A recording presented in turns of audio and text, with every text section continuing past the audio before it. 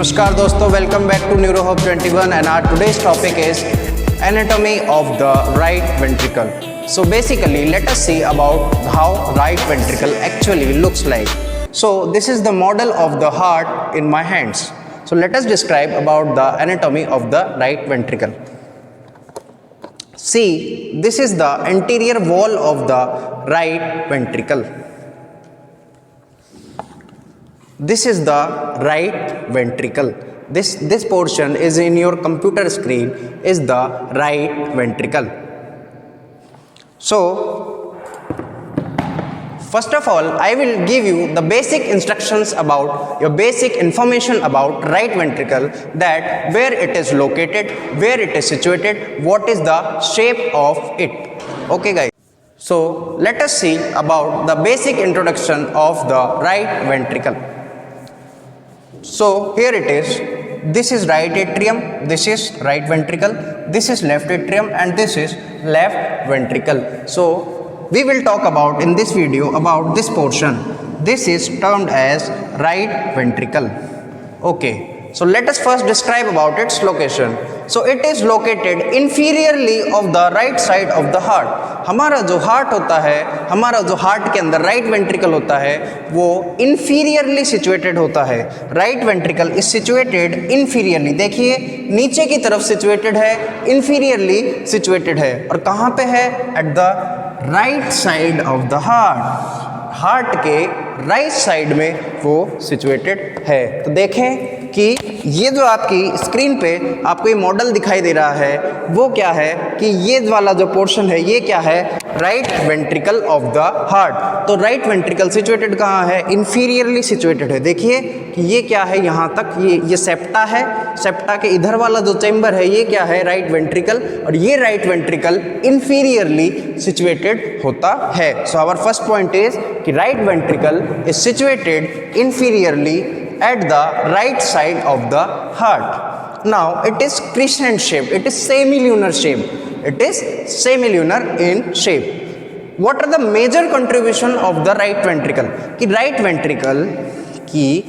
ventricle heart में कितना part, कितना major contribution provide कराता है? So let us see. I am mentioning here the major contribution of the right ventricle in the heart. So it forms the inferior border of the heart. ये मैं आपको पहले ही mention कर चुका हूँ कि जो right ventricle है वो क्या कर रहा है? inferior border. देखिए नीचे वाला जो बॉर्डर है, inferior जो बॉर्डर है, ये वाला जो बॉर्डर है, ये inferior बॉर्डर बना रहा है. राइट वेंट्रिकल क्या कर रहा है? पहले पॉइंट को याद करने से लिए क्या करेंगे हम? क्या देखेंगे कि ये क्या कर रहा है? inferior border of the heart बना रहा है. राइट वेंट्रिकल क्या कर रहा है? हम बात कर रहे हैं यहाँ पे राइट वेंट्रिकल की. तो right ventricle is forming the inferior border of the heart.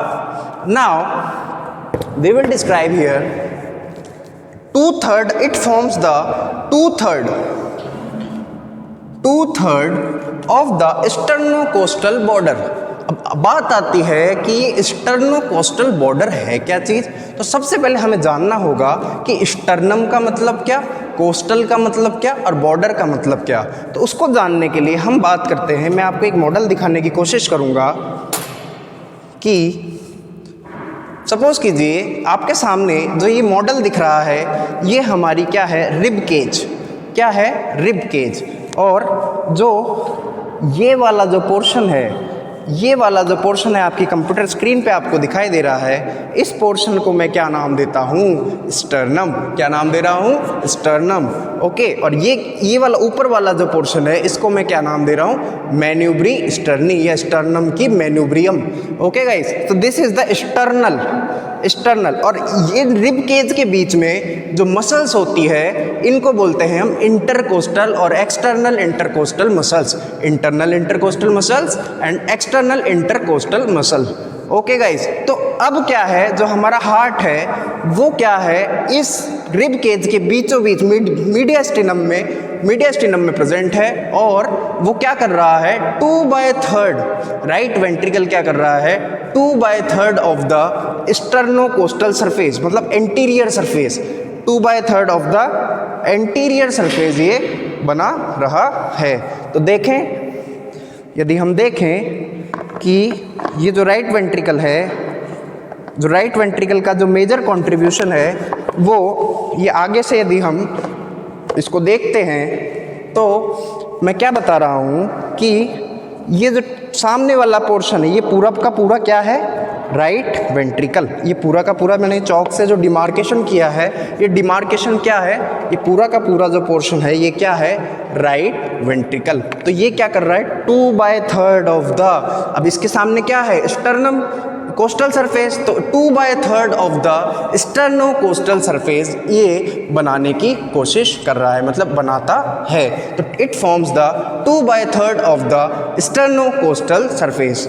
अब हम बात करें क्या, it forms the 1/3 of the diaphragmatic surface, it forms the 1/3 of the diaphragmatic surface। तो हमने ये तो जान लिया कि स्टर्नोकोस्टल सरफेस आगे की तरफ है, एंटीरियरली सिचुएटेड है, लेकिन हम ये नहीं पता कि डायफ्रामेटिक सरफेस क्या है। तो नीचे क्या होता है, हार्ट के डायफ्राम प्रेजेंट होता है, ठीक है, लंग्स के नीचे क्या है, डायफ्राम, लंग्स के बीच में क्या है, हार्ट प्रेजेंट है। तो डायफ्रामेटिक सरफेस क्या होगा, अगर मैं इस हार्ट को इस तरीके से पीछे मोड़ दूं तो मैं क्या कह रहा हूँ, ये वाला जो पोर्शन होगा, देखिए इधर से ये वाला जो पोर्शन है ये क्या है, एंटीरियर सरफेस, जिसको आप स्टर्नोकोस्टल सरफेस बोल रहे हो, और ये 2/3 ऑफ द स्टर्नोकोस्टल सरफेस बना रहा है। लेकिन जब मैं इसके डायफ्रामेटिक सरफेस की ओर बात करूं तो पीछे जब मैंने इस राइट वेंट्रिकल को पीछे मोड़ दिया तो डायफ्रामेटिक सरफेस ये हुआ। तो ये diaphragmatic surface only right ventricle कितना बना रहा है, 1/3, मतलब ये वाला जो चौक से मैंने डिमार्केशन किया है यहाँ पे, ये 1/3 क्या कर रहा है, राइट वेंट्रिकल डायफ्रामेटिक सरफेस का 1/3 पार्ट बना रहा है। So this is all about the major location, shape and anatomy, external features of the right ventricle. So let us again revise it. It is located inferiorly of the right side of the heart. It is forming the inferior border of the heart, and one more thing, it is also forming the 2/3 anterior sternal surface of intercostal surface of the, it is forming the 2/3 of the sternocostal surface of the heart. Right ventricle क्या कर रहा है, 2/3 of the sternocostal surface of the heart बनाता है, और 1/3 diaphragmatic surface of the heart बनाता है। तो the major contribution are these three. Kindly note it down guys in your notebook. One more point to remember, जो right ventricle होता है वो 1:3 में पतला होता है, मतलब जो लेफ्ट वेंट्रिकल होगा वो 3 गुना ज़्यादा उसमें थिकनेस होगी, और जो राइट वेंट्रिकल होगा वो 3 गुना कम थिकनेस होगी। 1:3 में दोनों के अंदर थिकनेस की डिफ्रेंशिएशन होती है। अब हम बात करें इसके इंटरनल फीचर्स की। So I am deleting it. So let us talk about its internal features. तो जब हम बात करें इंटरनल फीचर्स की, आई होप आपको ये चीज़ें समझ में आई होगी। तो जब हम बात करें इसके इंटरनल फीचर्स की तो देखते हैं क्या कि राइट वेंट्रिकल को 2 पार्ट्स के अंदर डिवाइड किया गया। राइट वेंट्रिकल को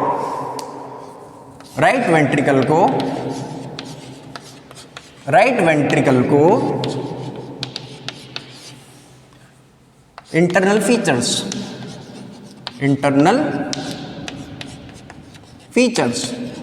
तो राइट वेंट्रिकल को 2 भाग के अंदर डिवाइड किया गया। पहला तो भाग का नाम क्या दिया, इनफ्लो पार्ट, और दूसरा नाम क्या दिया, आउटफ्लो पार्ट।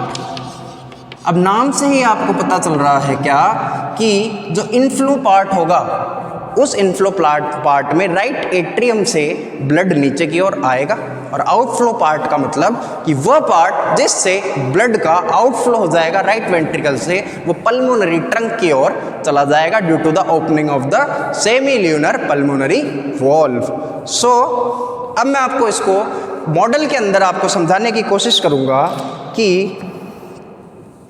क्या है कि जब मैंने इसके राइट वेंट्रिकल को ओपन किया तो मैं इसके इंटरनल फीचर्स की बात करूं तो मैं क्या कह रहा हूं कि जो ये वाला पार्ट है, ये वाला पार्ट आपकी कंप्यूटर स्क्रीन पे आपको जो दिखाई दे रहा है, ये वाला जो पार्ट है, इस पार्ट को मैं क्या नाम दे रहा हूँ, इनफ्लो पार्ट। क्या नाम दे रहा हूँ, इनफ्लो पार्ट। अच्छे से देखिए इसको मैं क्या नाम दे रहा हूँ, इनफ्लो पार्ट। अच्छा, ये इनफ्लो पार्ट के अंदर क्या होता है, इसको हम बोलते हैं वेंट्रिकुलर प्रॉपर। क्या बोलते हैं, इनफ्लो पार्ट का नाम क्या है, क्या नाम है, वेंट्रिकुलर प्रॉपर। Very good. तो समझ में आया आप सभी को, वेंट्रिकुलर प्रॉपर। और आउटफ्लो पार्ट का नाम क्या है, अब देखिए इसमें आउटफ्लो पार्ट क्या है कि हमेशा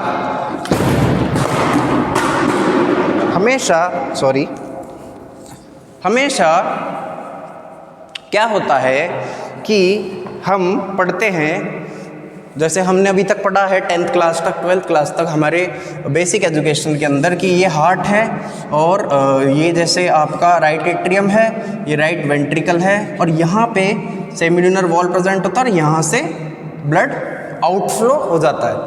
ऐसा नहीं होता।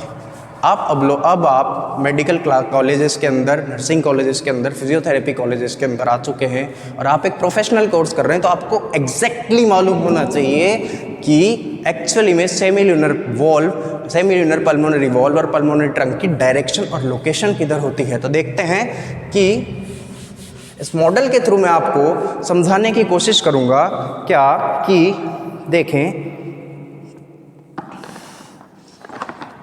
कि ये मैंने आपको बताया कि ये वाला जो पार्ट है, इसको मैं थोड़ी देर खोल देता हूँ, कि ये वाला जो पार्ट है ये राइट वेंट्रिकल का, इसको मैं क्या बोल रहा हूँ, इनफ्लो पार्ट, जिसका मैंने क्या नाम दे दिया, वेंट्रिकुलर प्रॉपर। अब बात आती है तो आउटफ्लो पार्ट कहाँ है, यहाँ तो कहीं दिख नहीं रहा, मैं आपको दिखाने की कोशिश करूँगा।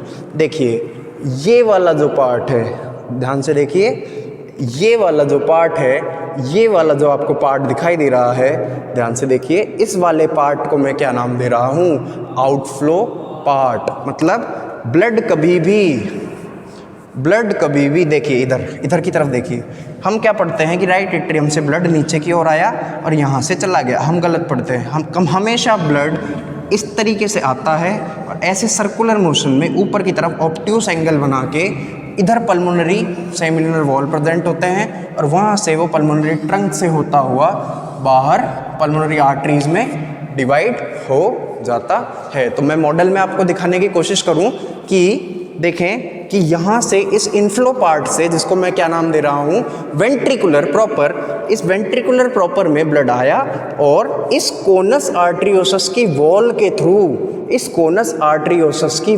थ्रू, ये जो ब्लड है, ये देखिए, ये आपको वॉल दिखाई दे रहा है, आपकी कंप्यूटर स्क्रीन पे जो आपको वॉल दिखाई दे रहा है, ये जो आपको वॉल दिखाई दे रहा है, इसको मैं बोल रहा हूँ क्या, सेमिल्यूनर पल्मोनरी वॉल्व। क्या बोल रहा हूँ, सेमिल्यूनर पल्मोनरी वॉल्व। देखिए कि यहाँ से ब्लड आया वेंट्रिकुलर प्रॉपर पे, स्मूथ इनफ्लो पार्ट में, और ऊपर की तरफ ऑब्ट्यूस एंगल, सर्कुलर मोशन में ऊपर की ओर ऑब्ट्यूस एंगल बना के इस सेमिल्यूनर पल्मोनरी वॉल्व के थ्रू ओपन हुआ और ब्लड इस पल्मोनरी ट्रंक के थ्रू, देखें मैं आपको अगर इसको मेंशन करने की कोशिश करूं तो मैं आपको ऐसे कहूँगा कि देखिए कि यहाँ पे क्या देखा था आपने, ये देखिए इधर से देखिए, ये क्या है, इस आउटफ्लो पार्ट से निकल के हुए इस सेमिल्यूनर पल्मोनरी वॉल्व के थ्रू इस पल्मोनरी ट्रंक में आता है और राइट पल्मोनरी आर्टरीज, देखिए ये लेफ्ट पल्मोनरी आर्टरी और ये राइट पल्मोनरी आर्टरी के थ्रू जो ब्लड है वो दोनों लंग्स के अंदर डीऑक्सीजनेटेड ब्लड ट्रांसफ़र हो जाता है। तो हम बात कर रहे हैं क्या, हमने ये तो पता चला गया, हमको ये तो पता चल गया कि वेंट्रिकुलर प्रॉपर इनफ्लो पार्ट को कहते हैं, तो आउटफ्लो पार्ट का भी कोई ना कोई नाम होता होगा, और आउटफ्लो पार्ट को हम बोलते हैं क्या, कोनस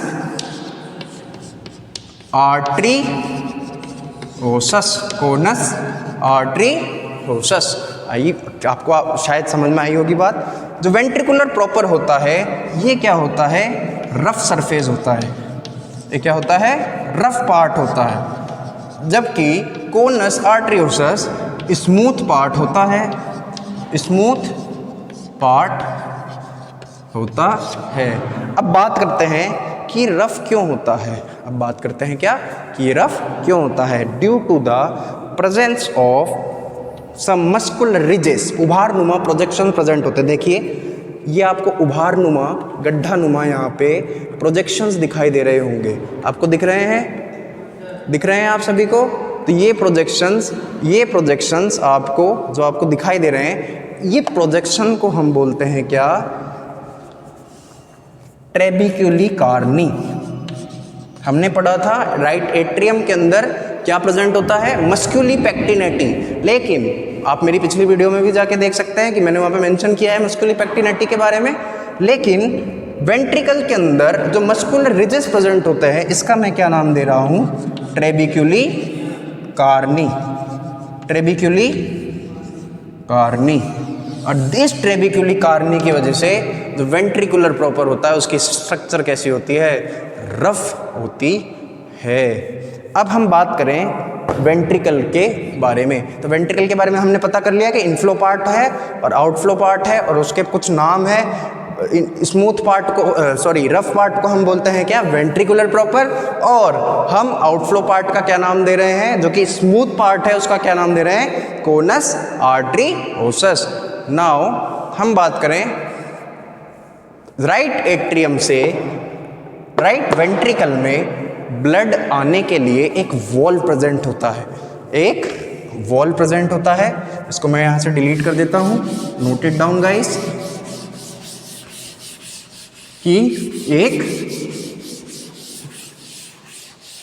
वॉल्व प्रेजेंट होता है और उस वॉल्व को हम क्या कहते हैं, ट्राइकस्पिड वॉल्व। Tricuspid valve. तो राइट एट्रियम और राइट वेंट्रिकल के बीच में कौन सा वॉल्व होता है, ट्राइकस्पिड वॉल्व। ये ट्राइकस्पिड वॉल्व 3 कस्प से मिलके बना होता है। देखिए इधर 1 2 3, ठीक है। ये 3 कस्प का मतलब होता है लीफलेट। क्या होता है, लीफलेट। तो ये जो कस्प है, ये 3 कस्प पत्ता नुमा जो पतली सी स्ट्रक्चर होती है, देखिए मैं दिखाऊं आपको, देखिए ये क्या है, ट्राइकस्पिड वॉल्व। तो ये क्या है, इसका कस्प, ये वाली स्ट्रक्चर आपको जो पत्ती नुमा लीफलेट दिख रही है, ये क्या है, कस्प। क्या है, कस्प। तो देखें ये ट्राइकस्पिड वॉल्व। अब इन कस्प के भी कुछ नाम होते हैं, देखिए एंटीरियर कस्प। कौन सा cusp, anterior cusp. Posterior cusp, पीछे की ओर है इसलिए पोस्टीरियर कस्प। और जो सेप्टल वॉल्व की तरफ जो कस्प होता है, देखिए ये सेप्टा है, ये क्या है, सेप्टा है। तो सेप्टल वॉल्व की तरफ जो कस्प प्रेजेंट होता है वो उसका नाम क्या दे रहा हूं मैं, सेप्टल कस्प। क्या कस्प, सेप्टल कस्प। क्या नाम दे रहा हूं, सेप्टल कस्प। तो ट्राइकस्पिड वॉल्व कितने कस्प से मिलके बना, 3 कस्प से। कौन कौन से, anterior cusp, posterior cusp and septal cusp. तो देखें ये कौन सा कस्प होगा, एंटीरियर कस्प, ये क्या होगा, पोस्टीरियर कस्प, और ये क्या होगा, सेप्टल कस्प। अब देखें ये कस्प कुछ मसल्स से जुड़े होते हैं और उन मसल्स को हम क्या कहते हैं, पेपिलरी मसल्स।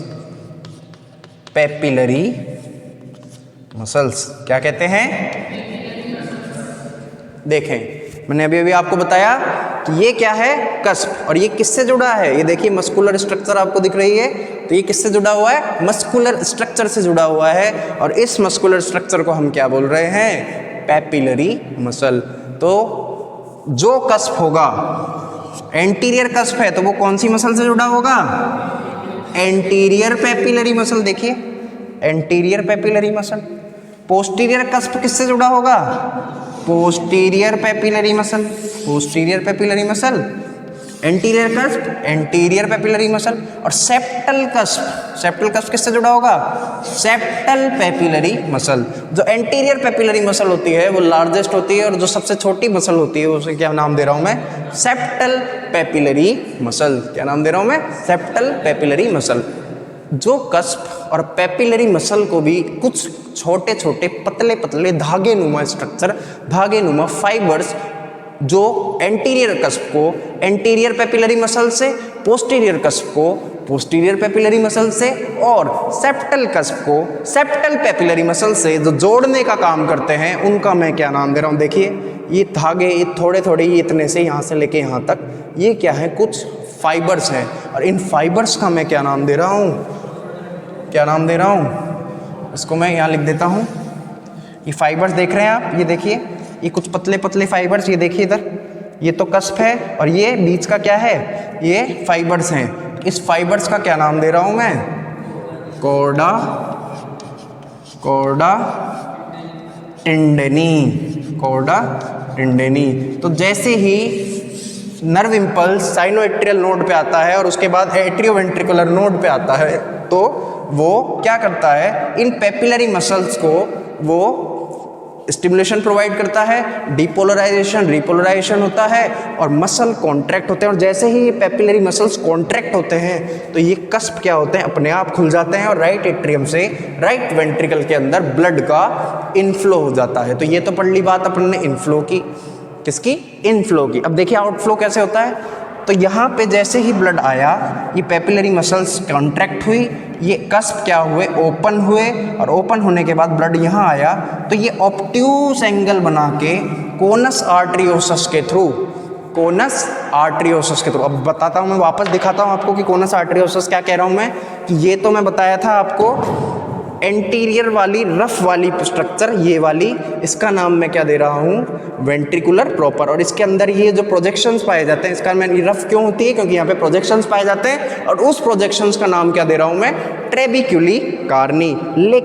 लेकिन ये यहाँ पे इनफ्लो पार्ट में आके ब्लड ऐसे एंगल बना के इस तरफ से ऊपर की ओर चला जाता है और इस जिस स्पेस से, जिस स्मूथ सरफेस से जाता है, इसको मैं क्या बोल रहा हूँ, आउटफ्लो पार्ट। और इस आउटफ्लो पार्ट का नाम क्या, कोनस आर्टरियोसस। और इस कोनस आर्टरियोसस से कहाँ चला जा रहा है ब्लड, सेमील्यूनर पल्मोनरी वॉल्व के अंदर। कहाँ चला जा रहा है, सेमील्यूनरी पल्मोनरी वॉल्व के अंदर।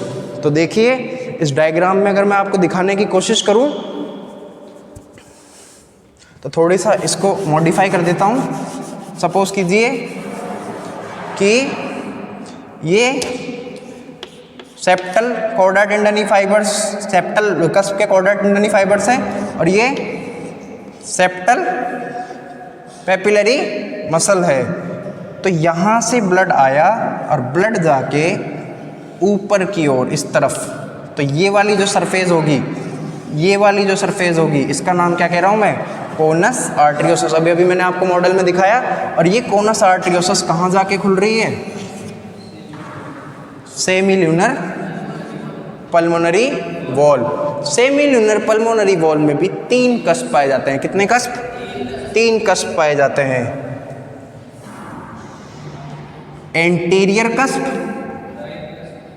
Right cusp and left cusp. अगर इसको मैं यहाँ बनाने की कोशिश करूँ तो मैं इसको डिलीट कर देता हूँ और मैं क्या कह रहा हूँ कि सेमील्यूनर pulmonary valve, सेमील्यूनर pulmonary valve, pulmonary valve में 3 कस्प पाए जाते हैं। Anterior cusp, anterior सेमील्यूनर, anterior सेमील्यूनर pulmonary cusp, right सेमील्यूनर pulmonary cusp और लेफ्ट सेमील्यूनर पल्मोनरी कस्प। और यहाँ से इस वॉल्व के ओपन होने से ब्लड कहाँ जा रहा है, ब्लड चला जाता है आपके सेमील्यूनर वॉल्व को ओपन करता हुआ ब्लड चला जाता है। कौन सा ब्लड जा रहा है, डीऑक्सीजनेटेड ब्लड आपका चला जाता है किसके अंदर, आपके इस पल्मोनरी ट्रंक के अंदर, और पल्मोनरी ट्रंक से फिर ये बाइफरकेट हो जाता है right pulmonary artery right pulmonary artery, इधर देखिए ये वाली राइट पल्मोनरी आर्टरी, और इधर लेफ्ट पल्मोनरी आर्टरी के अंदर, और डीऑक्सीजनेटेड ब्लड फिर जाके लंग्स में चला जाता है। और आपको मैं ये सारा सर्कुलेशन, सिस्टमिक और पल्मोनरी सर्कुलेशन ऑलरेडी मेंशन कर चुका हूँ। सो this is all about the anatomy of right ventricle. So this is ventricular proper, this is trabecular carni, this is conus arteriosus, and this is your semilunar pulmonary valve. It is made up of 3 cusps. This is anterior cusp, this is right semilunar, and this is left semilunar pulmonary cusp. Thank you very much. नमस्कार।